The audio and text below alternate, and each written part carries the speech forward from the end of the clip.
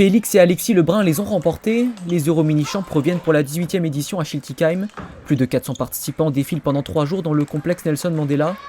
En cette année marquée par les Jeux de Paris et les exploits des Français en tennis de table, l'engouement se ressent déjà dans la compétition. On le voit par le nombre des participants, qui est important cette année, avec presque un record depuis les 18 ans qu'on organise cette compétition. Et puis on a eu aussi un encouragement de Félix Lebrun et de Pretika Pavad qui ont envoyé un petit message de soutien ce matin aux joueurs. Avec 30 nations européennes et le Japon en pays invité, le tournoi rassemble les meilleurs jeunes U11 et U13 du continent. Ces joueurs se préparent toute l'année avec un objectif en ligne de mire, les Euromini-Champs au mois d'août. Souvent comparé au tournoi des petits as au tennis, c'est un rendez-vous incontournable de la saison.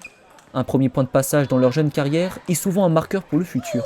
C'est une compétition où il y a un peu de pression et donc apprendre à gérer la pression, c'est quelque chose d'indispensable pour réussir plus tard. Et bien là, c'est exactement les choses qu'ils apprennent dès le plus jeune âge. Tous les jeunes qui ont gagné ici il y a 8-10 ans, et ben c'était les médaillés olympiques des Jeux de Paris, le vice-champion olympique, enfin la médaille d'argent, la médaille de bronze en simple avec le Suédois et le Français Félix Lebrun. Ils ont gagné 2 fois ici l'événement. Avelina Dirmant-Nunez connaîtra peut-être le même destin que Félix. La Benjamine de Schiltigheim a remporté un de ses 2 matchs ce matin et s'est qualifiée pour la prochaine poule. Championne de France en titre, elle sera attendue dans ce tournoi. Des performances qui font déjà d'elle une espoir du tennis de table français.